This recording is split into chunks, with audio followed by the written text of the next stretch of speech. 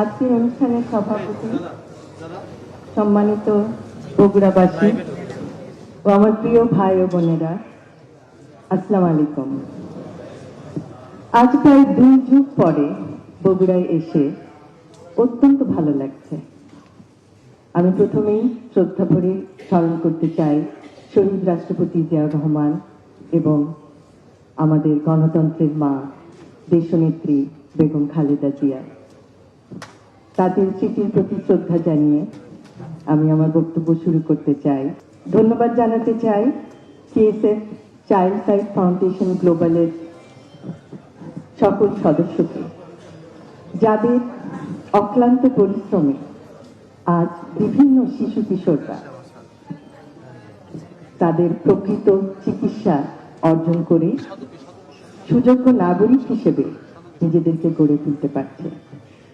আমরা একটা প্রজেক্ট দেখলাম, শিশু স্বর্গ, সত্যি অভাবনীয়। আমরা কিভাবে নিজেদের প্রচেষ্টায় শিশুদেরকে একটি স্বর্গের মতো সুন্দর স্থানে নিয়ে যেতে পারি, যেখানে তারা শিখছে আত্মবিশ্বাস, যেখানে তারা শিখছে নিজের প্রতি আত্মবিশ্বাসের ফলে এগিয়ে যাওয়া, জ্ঞানের আলোকে এবং অন্ধকার থেকে নিজেদেরকে প্রতিষ্ঠিত করা। আমি অত্যন্ত অভিভূত হয়েছি সিএসএফ এর অন্তর্গত প্রোগ্রামে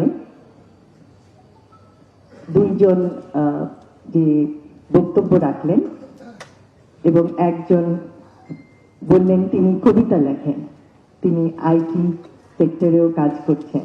আমি সত্যি তাদের জ্ঞান এবং তাদের প্রচেষ্টা আশা করব যে তারা ভবিষ্যতে আরো উন্নতি করবে এবং সবার কাছে একটি উজ্জ্বল দৃষ্টান্ত হিসাবে থাকবে। আমরা বিশ্বাস করি যে শিশুরাই জাতির ভবিষ্যৎ। আজকের শিশু হবে আগামী দিনের দেশ গড়ার মহান সৈনিক।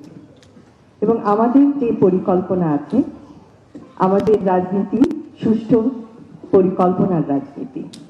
এবং আপনারা হয়তো জানেন যে সুস্বাস্থ্য বিভিন্ন জেলায় কিভাবে ছড়িয়ে দেওয়া হবে আমাদের পরিকল্পনার মাধ্যমে, এবং শিক্ষা ব্যবস্থায় one tap one teacher, happiness, শিক্ষার সাথে হ্যাপিনেসকে কিভাবে যুক্ত করা হবে, এবং এরকম বিভিন্ন প্রকল্পের মাধ্যমে জাতিকে স্বাস্থ্য, শিক্ষা এবং ক্রীড়া ক্ষেত্রে আপনারা দেখবেন যে আমাদের পরিকল্পনায় আছে বিভিন্ন জেলায় ক্রীড়া প্রতিষ্ঠান গড়ে তোলা, যার মাধ্যমে সমস্ত শিশু কিশোররা পাবে খেলাধুলার স্বাদ এবং এইভাবে তারা স্বাস্থ্যে, শিক্ষায়, ক্রীড়ায় এগিয়ে যাবে।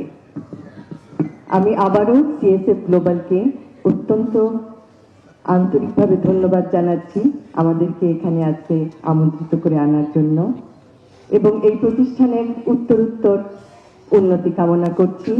এবং সকল ভাই বোনেরা যারা এই প্রতিষ্ঠানের সাথে যুক্ত, তাদের উজ্জ্বল ভবিষ্যৎ কামনা করে আমার বক্তব্য এখানেই শেষ করছি। সকলকে ধন্যবাদ। আল্লাহ হাফেজ।